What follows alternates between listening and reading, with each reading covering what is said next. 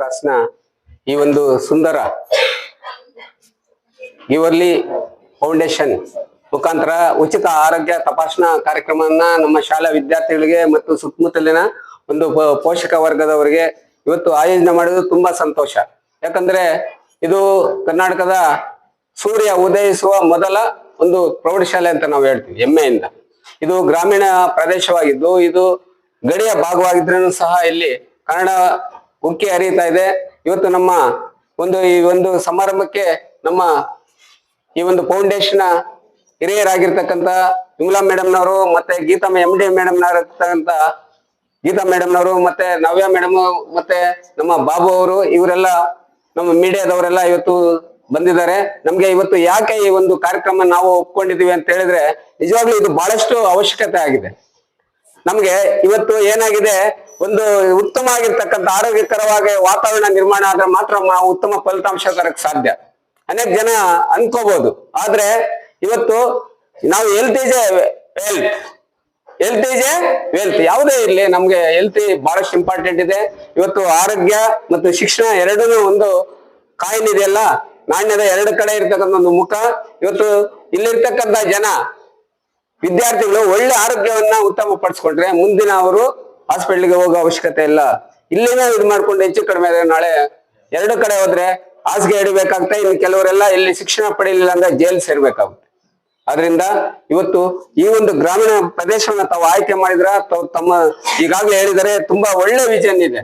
ಏನು, ಈ ಗ್ರಾಮೀಣ ಪ್ರದೇಶ ಮಕ್ಕಳಿಗೆ ತಪಾಸಣೆ ಮಾಡ್ಬೇಕು, ಅವ್ರಿಗೆ ಹೆಲ್ತ್ ಕಾರ್ಡ್ ಮಾಡ್ಬೇಕು, ಅವ್ರಿಗೆ ಸುಮಾರು 5 ಲಕ್ಷವರೆಗೂ ಇನ್ಸೂರೆನ್ಸ್ ಸಿಗುತ್ತೆ.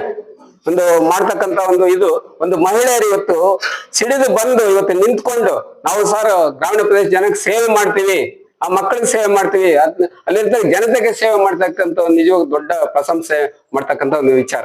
ಅದೇ ರೀತಿಯಾಗಿ ಮಕ್ಕಳೇ, ನಾನು ಕೂಡ ನೋಡಿ, ನಾನು SSLC ಆದ್ಮೇಲೆ ನಾನು ಸೈನ್ಸ್ ಕಡೆ ಹೋದೆ. ನಾನು ಸೈನ್ಸ್ ಏನೋ ಒಂದು ಆಗ್ಬೇಕು ಅಂತ ಹೋದೆ, ಡಾಕ್ಟರ್ ಆಗ್ಬೇಕಂದ್ರೆ ನನ್ನ ಕೈಲಿ ಆಗ್ಲಿಲ್ಲ. ವೆಟರ್ನರಿ ಡಾಕ್ಟರ್ ಆದ್ರೂ ಆಗೋಣ ಅಂದ್ರೆ ಅದಕ್ಕೂ ಪ್ರಯತ್ನ ಪಟ್ಟೆ, JKVKಗೆ, ಅದು ಸಾಧ್ಯ ಆಗ್ಲಿಲ್ಲ. ಒಂದು IAS ಆಫೀಸರ್ ಆಗ್ಬೇಕು ಅಂತ ಟ್ರೈ ಮಾಡಿದೆ, ಆಗ್ಲಿಲ್ಲ. ಅದೇ ನನಗೆ ಯಾವುದೇ ಮನೆಗಳ ಕಡೆ ಅಷ್ಟೊಂದು ಬಡತನ ಇರೋದ್ರಿಂದ ನಮ್ ಕೈಲಿ ಆಗ್ಲಿಲ್ಲ. ಆದ್ರೆ ನಾನು ಟ್ರೈ ಮಾಡಿದೆ 3 ಸಲ IAS ಪರೀಕ್ಷೆಗೆ ಪ್ರಿಲಿಮಿನರಿಗೆ ಹೋದೆ. ಆಮೇಲೆ main examination IFS Indian forest ಸರ್ವಿಸ್ಗೆ ಹೋದೆ. ಅದ್ರಲ್ಲಿ ಆಗಿದ್ರೆ ರೇಂಜರ್ ಎಲ್ಲ ಹೋಗ್ತಾ ಇದ್ದೆ. ಯಾಕಂದ್ರೆ ನಾನು ವಿದ್ಯಾಭ್ಯಾಸ ನಂಬ್ಕೊಂಡಿದ್ದೆ, ಆರೋಗ್ಯವನ್ನು ನಂಬ್ಕೊಂಡಿದ್ದೆ, ಮತ್ತೆ ದೇಶಭಕ್ತಿಯನ್ನು ನಂಬ್ಕೊಂಡಿದ್ದೆ. ಇಷ್ಟನ್ನ ಇದ್ ಮಾಡ್ಕೊಂಡು ಇವತ್ತು ಮುಂದೆ ಹೋಗ್ತಾ ನನಗೆ ನಿಜವಾಗ್ಲೂ ನನ್ನ ಕಂಡಿದ್ದ ಒಂದು ಆರ್ಮಿ ಆಫೀಸರ್ ಆಗಿದೆ, NCC ಅಧಿಕಾರಿ ಆಗಿದೆ ನಾನು. ಆಮೇಲೆ ಒಂದು ಒಳ್ಳೆ ಶಿಕ್ಷಕನಾಗ್ಬೇಕು ಅಂತ ನನ್ಗೆ ಆಸೆ ಇತ್ತು. ಒಳ್ಳೆ ಶಿಕ್ಷಕನಾಗ್ಬೇಕಂತ ನಾನು ಪ್ರಯತ್ನ ಪಟ್ಟು ಇನ್ನೂ ಪ್ರಯತ್ನ ಪಡ್ತಾ ಇದ್ದೀನಿ. ಇನ್ನ ಉತ್ತಮ ಶಿಕ್ಷಕ ಆಗ್ಬೇಕು ಅಂತ ಹೇಳಿ ಮಾಡ್ತಾ ಇದ್ದೀನಿ. ನಿಜವಾಗ್ಲೂ ನಾನು ಸೈನ್ಸ್ ಹೋಗ್ತಾ ನನಗೆ ರಿಸರ್ಚ್ಗಳಾಗ್ಲಿ, ಲ್ಯಾಬಲ್ಲಿ ಕೆಲಸ ಮಾಡ್ತಕ್ಕಂಥ ಕೆಲಸ ಆಗ್ಲಿ ಎಲ್ಲ ನಮ್ಗೆ ಸಿಕ್ತು. ನಾನು MSc ನಾನು ಮಾಡುವಾಗ ರಿಪ್ರೊಡಕ್ಟಿವ್ ಫಿಸಿಯಾಲಜಿ ಅಂತ ತಗೊಂಡಿದ್ದೆ. ಮತ್ತೆ ಅನಾಟಮಿ, ಬಾಡಿ ಹ್ಯೂಮನ್ ಅನಾಟಮಿಯನ್ನ ನಮ್ಮ ಡಾಕ್ಟರ್ಗಳೆಲ್ಲ ಇದ್ದಾರೆ. ಹ್ಯೂಮನ್ ಅನಾಟಮಿ, ಆ ಸೆಲ್ಲಿಂದ ಹಿಡಿದು ಟಿಶ್ಯೂನಿಂದ ಆರ್ಗನ್ ಇಂದ ಪ್ರತಿಯೊಂದನ್ನು ನಾವು ಸ್ಟಡಿ ಮಾಡಿದೆ. ಈ ಬ್ರೈನ್ ಅಲ್ಲಿ ಏನೇನು ಪಾರ್ಟ್ಸ್ ಇದೆ, ಏನು ಆರ್ಬಿಟಲ್, ಟೆಂಪರಲ್, ಸ್ಪಿರಿಯಡ್, ಹೀಗೆ ಆಮೇಲೆ ಏನ್ ನರ್ವಸ್ ಸಿಸ್ಟಮ್ಸ್ ಯಾವ ತರ ವರ್ಕ್ ಆಗುತ್ತೆ, ಬ್ಲಡ್ ವೇಜಸ್ ಯಾವ ತರ ಫಂಕ್ಷನ್ ಆಗುತ್ತೆ, ಯಾವ್ದಕ್ಕೆ ನಮ್ಗೆ ಕಾಯಿಲೆಗಳು ಬರ್ತವೆ, ಮೈಕ್ರೋ ಆರ್ಗಾನಿಸಮ್ ನಮ್ಗೆ ಬ್ಯಾಕ್ಟೀರಿಯಾ, ವೈರಸ್ ಇಂದ ಬರುತ್ತೆ. ನಾವು ಹೆಚ್ಚಾಗಿ ಶುಚಿತ್ವವನ್ನ ನಾವು ಕಾಪಾಡಬೇಕಾಗಿದೆ.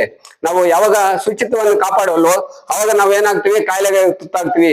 ನೀಟ್ನೆಸ್ ಇರಬೇಕು, ಉಗುರನ್ನು ಕಟ್ ಮಾಡಬೇಕು, ಮುಖವನ್ನ ಸೋಪಿಂದ ಕೈ ಕಾಲುಗಳನ್ನು ತೊಳೆಯಬೇಕು, ಶುದ್ಧವಾಗಿರ್ತಕ್ಕಂಥ ಜಾಗದಲ್ಲಿ ಕೂತ್ಕೋಬೇಕು, ಗುಡ್ಡ ಅಟ್ಮಾಸ್ಫಿಯರ್ ಕ್ರಿಯೇಟ್ ಮಾಡ್ಬೇಕು. ನಮ್ ಗುಡ್ಸ್ಲೇ ಇರ್ಲಿ, ನಮ್ದೇ ಯಾವುದೇ ಒಂದು ಸಣ್ಣ ಮನೆನೇ ಇರ್ಲಿ, ಆ ಸುತ್ತಮುತ್ತ ವಾತಾವರಣವನ್ನು ನಾವು ನಿರ್ಮಾಣ ಮಾಡ್ಬೇಕು. ಏನ್ ಟೀಚರ್ಸ್ ಹೇಳ್ತಾರೆ ಅದನ್ನು ತಿಳ್ಕೊಬೇಕು. ಈಗ ನಮ್ಮ ಸೈನ್ಸ್ಗೆ ಶಿಕ್ಷಕರಿದ್ದಾರೆ, ಉಷಾ ಮೇಡಮ್ನವರು, ಅವ್ರು ನಥಿಂಗ್ ಬಟ್ ಡಾಕ್ಟರ್ ಅಂತ ನಾವು ಹೇಳ್ತೀವಿ. ಯಾಕಂದ್ರೆ ಅವ್ರ ಪಾಠನೇ ಎಲ್ಲಾನು ಹೈಜೀನ್ ಬಗ್ಗೆನೇ ಮಾತಾಡ್ತಾ ಇರೋದು, ಅವರು ಆರೋಗ್ಯದ ಬಗ್ಗೆ, ಸುತ್ತಮುತ್ತ ಇರ್ತಕ್ಕಂಥ ಪರಿಸರ ಬಗ್ಗೆನೇ ಅವ್ರು ಮಾತಾಡ್ತಾ ಇರ್ತಾರೆ. ಅದಕ್ಕೆ ಅವ್ರು ನಮ್ಮ ಡಾಕ್ಟರ್ ಇದ್ದಂಗೆ. ಅವರು ನಮ್ಮ ಶಾಲೆಗೆ ನಾವು ಸೈನ್ಸ್ ಟೀಚರ್ ಅಲ್ಲ, ಡಾಕ್ಟರ್ ಅಂತ ಹೇಳ್ಬೋದು. ಈ ತರ ಇವತ್ತು ಏನಿದ್ದಾರೆ ನಮ್ಮ ಹೆಲ್ತ್ ಡಿಪಾರ್ಟ್ಮೆಂಟ್ ಅವರು ನಿಜವಾಗ್ಲೂ ಕೋವಿಡ್ ಸಮಯದಲ್ಲಿ ಈಗ ಪೇಷಂಟ್ಗಳು ಈ ಮರಣ ಪ್ರಮಾಣ ಕಡಿಮೆ ಆಗ್ತಾ ಇದೆ. ಯಾಕಂದ್ರೆ ಡಾಕ್ಟರ್ಗಳಿಲ್ಲ ಅಂದ್ರೆ ಇವತ್ತು ನಾವೆಲ್ಲ ಮೇಲಕ್ಕೆ ಹೋಗ್ಬೇಕಾಯ್ತು. ನಾನು ಈಗ ಒಂದ್ಸರಿ ಮೇಲಕ್ಕೆ ಹೋಗಿ ಬಂದಿರೋವ. ನಾನು ಎಲ್ರು ಸತ್ತೋಗಿದ್ದಾರೆ ಅಂತ ಡಿಸೈಡ್ ಮಾಡ್ಬಿಟ್ಟಿದ್ರು. ಅದೇನು ಮಣಿಪಾಲಿಂದ ನಾನು ಏನೋ ನನ್ನ ದೇಶ ಭಕ್ತಿ ಮಕ್ಕಳಿಗೆ ಒಂದು ಏನು ಒಳ್ಳೆತನದಿಂದ ನಾನು ಪಾಠ ಮಾಡಿದ್ದೀನಿ. ಯಾರಿಗೂ ಇನ್ನೊಬ್ರು ನೋಡ್ತಾರೆ ಮಾಡ್ತಾರೆ ಅಂತ ನಾನು ನೋಡಿಲ್ಲ. ಅದನ್ನ ಆತ್ಮ ಸಾಕ್ಷಿಯಾಗಿ ದೇವರಿಗೆ ಭಯಪಟ್ಟು ಇವತ್ತು ನಾನು ಕೆಲಸ ಮಾಡಿದ್ದೀನಿ. ಇವತ್ತು ಅದನ್ನ ನಾನು ವಾಪಸ್ ಬಂದಿದ್ದೀನಿ. ನಾನು ಇನ್ನ ಈ ಒಂದು ನಮ್ಮ ಈ ಒಂದು ದೇಶದಲ್ಲಿ ಸೇವೆ ಮಾಡ್ತಕ್ಕಂತ ಕೆಲಸ ನನಗೆ ಸಿಕ್ಕಿದೆ. ನಾನು ರಾಷ್ಟ್ರ ವ್ಯಾಪ್ತಿಯಲ್ಲಿ ನನ್ನ ಮುಳುಬಾಗಲನ್ನ ಡೆಲ್ಲಿ ಮಟ್ಟದಲ್ಲಿ ನಾನು ತಗೊಂಡೋಗಿದ್ದೆ. ಇವತ್ತು ವಿದ್ಯಾರ್ಥಿಗಳೇ ದಯವಿಟ್ಟು ಕೇಳ್ರಿ, ನಿಜವಾಗ್ಲು ನಿಮ್ ತಂದೆ ತಾಯಿನ ಕರೆಸಿ ಈ ತರ ಇದನ್ನ ಶಿಬಿರಗಳಲ್ಲಿ ಭಾಗವಹಿಸಿ ಅವರ ಹೆಲ್ತ್ ಕಾರ್ಡ್ಗಳನ್ನ ಮಾಡಿಸಿ ಅವ್ರಿಗೂ ಸಹ ಬುದ್ಧಿ ಹೇಳ್ಬೇಕು.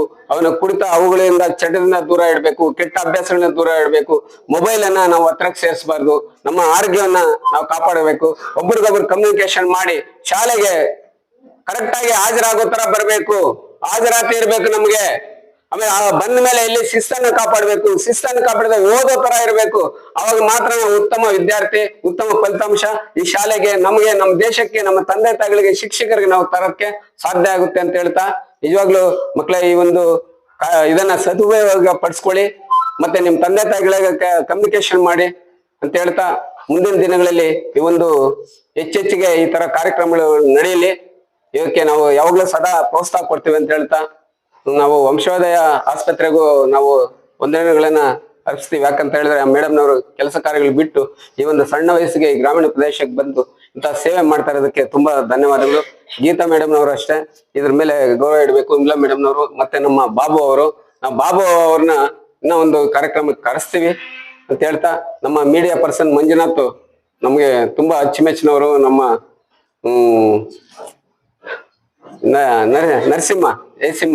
ಜಯಸಿಂಹ ಅವರು ನಮ್ಗಷ್ಟೇ. ಆಮೇಲೆ ನಮ್ಮ ರಾಜೇಂದ್ರ ಯಾವಾಗಲೂ ತುಂಬಾ ವಿಶ್ವಾಸಿಗಳು. ಅವರು ಈ ಕಾರ್ಯಕ್ರಮ ಬಂದರೆ ಈ ಸಂದರ್ಭದಲ್ಲಿ ಅವ್ರಿಗೂ ತುಂಬ ರೀತಿಯಿಂದ ಸ್ವಾಗತ ಕೋರ್ತಾ ಈ ಕಾರ್ಯಕ್ರಮ ಮುಂದಿನ ಇದನ್ನ ನಮ್ಮ ದಾದಾ ಸಾಬ್ ನಡೆಸ್ಕೊಡ್ಬೇಕಂತ ಹೇಳ್ತಾ ಇದ್ದೀನಿ ಎಲ್ಲರಿಗೂ.